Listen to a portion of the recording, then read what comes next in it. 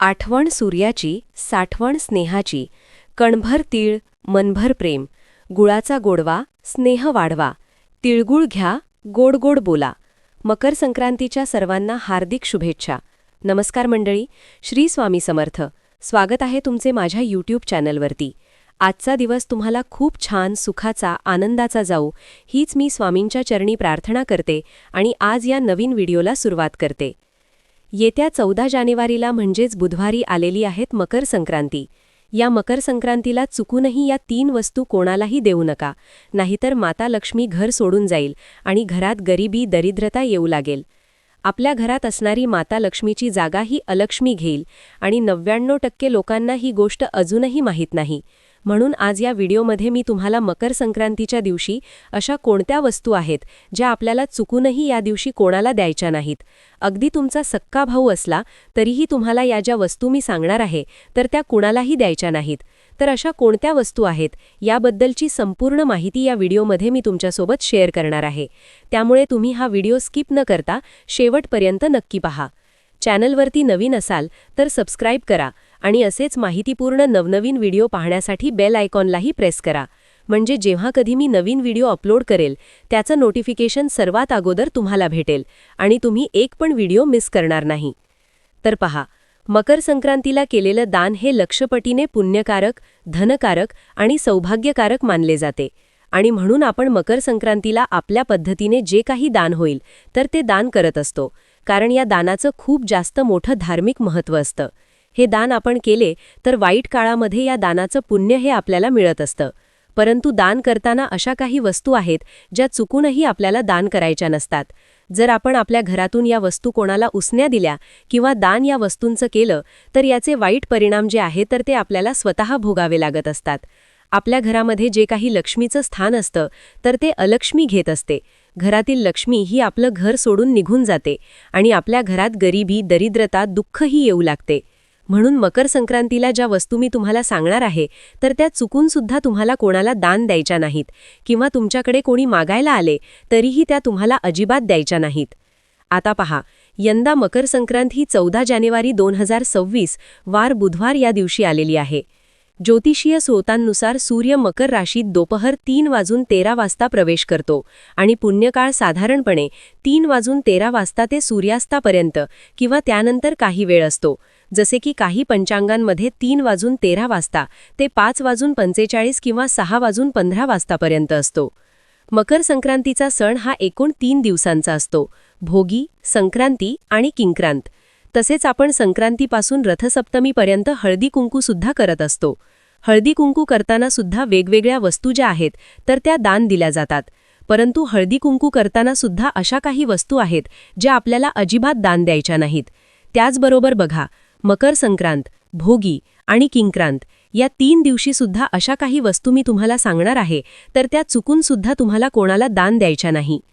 यंदा मकर संक्रांतीचा जो काही पुण्यकाळ आहे तर तो बुधवार 14 जानेवारी 2026ला दुपारी ठीक 3:06 किंवा 3:13 वाजता सूर्य हा मकर राशीमध्ये प्रवेश करणार आहे. तर संक्रांतीचा पुण्यकाळ हा 3:06 सुरू होणार आहे तर सूर्यास्तापर्यंत असणार आहे, म्हणजे 6:20 असणार आहे. आणि म्हणून या वेळेमध्ये तुम्ही दानधर्म जो आहे तर तो करू शकता. आणि यानंतर तुम्ही मकर संक्रांतीच्या दुसऱ्या दिवशीचा म्हणजे किंक्रांत जी आहे तर तो दिवस सोडून तुम्ही रथसप्तमीपर्यंत सुद्धा दानधर्म जे आहे तर ते करू शकता. मग मकर संक्रांतीच्या निमित्ताने दानधर्म म्हणा, या दिवशी आपण काही गरजू लोकांना तसेच आपण विवाहित स्त्रिया हळदी कुंकू देऊन त्यांना वाण देखील देत असतो. पण हे सगळं करत असताना आपल्याला अशा काही वस्तू आहेत ज्या चुकूनही द्यायच्या नाहीत.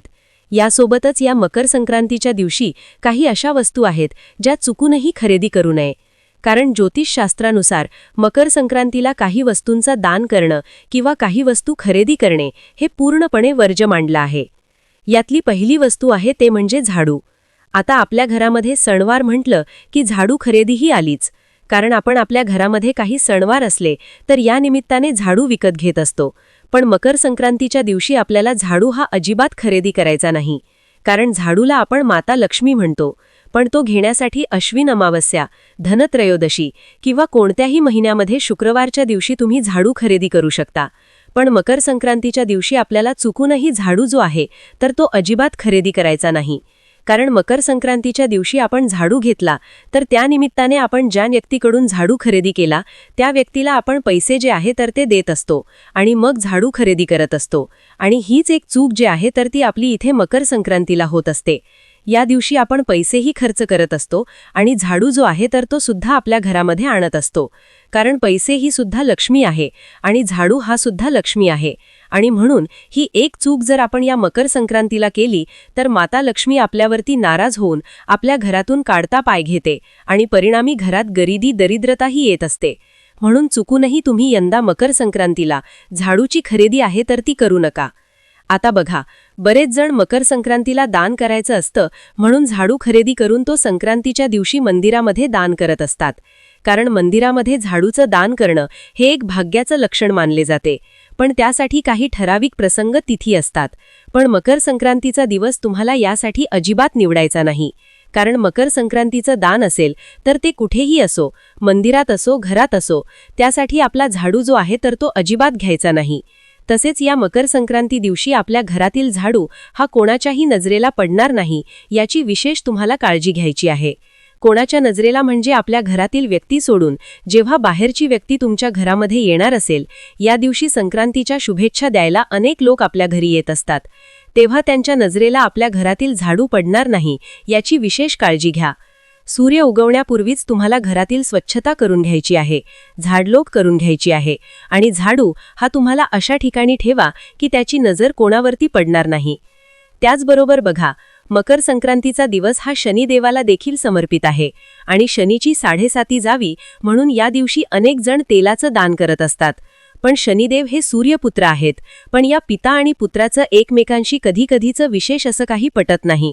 आणि मकर संक्रांतीचा दिवस हा सूर्य उपासनेचा सण आहे आणि त्यामुळे मकर संक्रांतीच्या दिवशी चुकूनही तुम्ही तिळाचं दान जे आहे तर ते अजिबात करायचं नाही. मग ते मंदिरामध्ये असो किंवा गोरगरिबांना असो, या दिवशी तेल हे कोणालाही द्यायचं नाही. तसेच दान सुद्धा करायचं नाही. अगदी तुमच्या शेजारच्या एखादी जवळची व्यक्ती असेल, ती तुमच्याकडे या दिवशी तेल मागायला आली तर तिला तेल जे आहे तर ते तुम्ही घरातून अजिबात देऊ नका. किंवा झाडू मागायला आली तर घरातील झाडू सुद्धा या दिवशी कोणाला देऊ नका. त्याचबरोबर बघा, आपण मकर संक्रांतीपासून ते रथसप्तमीपर्यंत घरामध्ये हळदी कुंकवाचा कार्यक्रम सुद्धा करत असतो आणि बऱ्याच महिला हळदी कुंकू हे मकर संक्रांतीच्या दिवशी संध्याकाळी करत असतात. परंतु जर तुम्ही मकर संक्रांतीला हळदी कुंकू करणार असेल तर त्या हळदी कुंकवाच्या वाहनामध्ये तुम्हाला चुकूनही एखादं खाद्यतेल असेल किंवा हेअर ऑइल असेल किंवा एखादं सुगंधित ऑइल असेल तर ते तुम्हाला चुकूनही वाहनामध्ये द्यायचं नाही. कारण या दिवशी आपण घरामध्ये हळदी कुंकू करत असतो तेव्हा येणाऱ्या महिला या लक्ष्मी स्वरूपात असतात आणि म्हणून या दिवशी जर आपण तेलाचं दान केलं किंवा तेलाचं एखादं वाण केलं तर त्याचे वाईट परिणाम जे आहे तर ते सुद्धा आपल्याला भोगावे लागू शकतात. त्याचबरोबर तुम्ही मकर संक्रांती निमित्त संक्रांतीपासून ते रथसप्तमीपर्यंत हळदी कुंकू करत असेल तर ते हळदी कुंकू करताना अशा काही वस्तू आहेत ज्या तुम्हाला चुकूनही ही वाण म्हणून द्यायच्या नाहीत. आता बऱ्याच वेळा आपण मेकअपच्या वस्तू ज्या आहेत तर त्या सुद्धा दान म्हणून देत असतो. त्यामध्ये सेफ्टी पिन असेल किंवा इतर कुठल्या टोकदार धारदार वस्तू असतील तर त्या तुम्हाला चुकूनही वाणामध्ये द्यायच्या नाहीत. हे एक प्रकारचं लोखंड असतं आणि म्हणून लोखंड जे आहे तर ते देणं याचा अर्थ आपल्या कुंडलीतून केतू किंवा शनी या ग्रहांना खराब करून घेणे किंवा आपल्या कुंडलीमधून आपण त्या ग्रहांना कमजोर करत आहे. आणि म्हणून ज्योतिषशास्त्रानुसार अशा भेटवस्तू देणे निषिद्ध मानलं गेलं आहे. त्यामुळे मकर संक्रांतीचं जे काही वाण महिलांना तुम्ही वाटणार आहे, दानधर्म करणार आहे, तर त्यामध्ये टोकदार धारदार किंवा लोखंडाच्या वस्तू ज्या आहेत तर त्या तुम्ही अजिबात दान करायच्या नाहीत. त्याचबरोबर बऱ्याच महिला प्लास्टिकच्या वस्तू सुद्धा दान करत असतात. काहीतरी 5-10 रुपयांचं प्लास्टिकचे वाण आणतात आणि तेच तुम्ही वाण म्हणून देत असतात.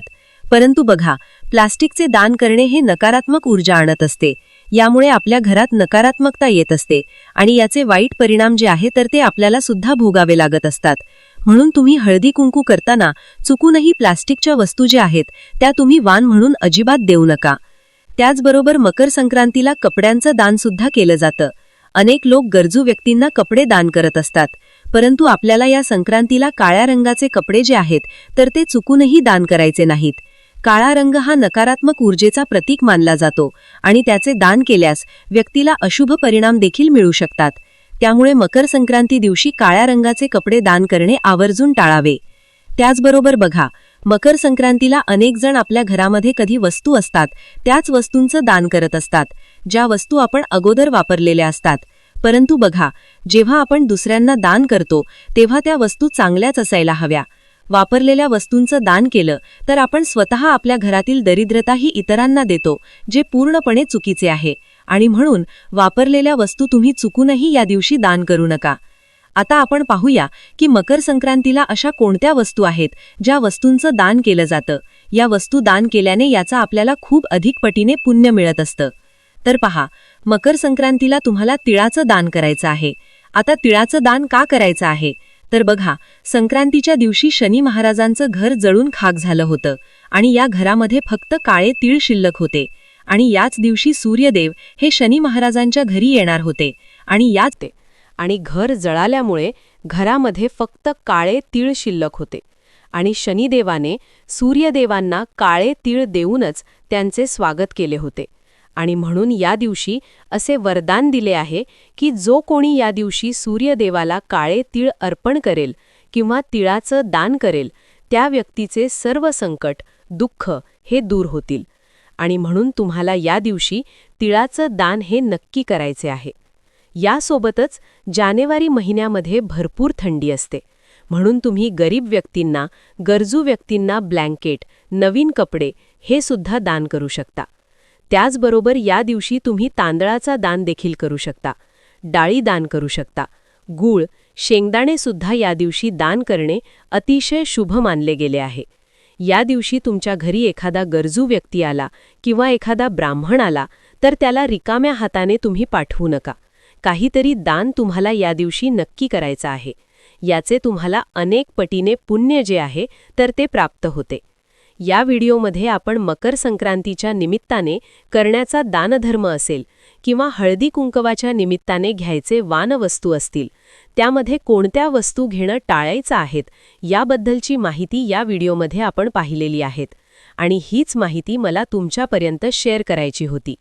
व्हिडिओ तुम्हाला आवडला तर लाईक करा, चॅनलवरती नवीन असाल तर सबस्क्राईब करा आणि हा व्हिडिओ आपल्या मित्रपरिवारासोबत जास्तीत जास्त शेअर करा. चला तर मग भेटू असंच पुढल्या एका नवीन व्हिडिओमध्ये. तोपर्यंत सर्वांना श्री स्वामी समर्थ. जय जय स्वामी समर्थ.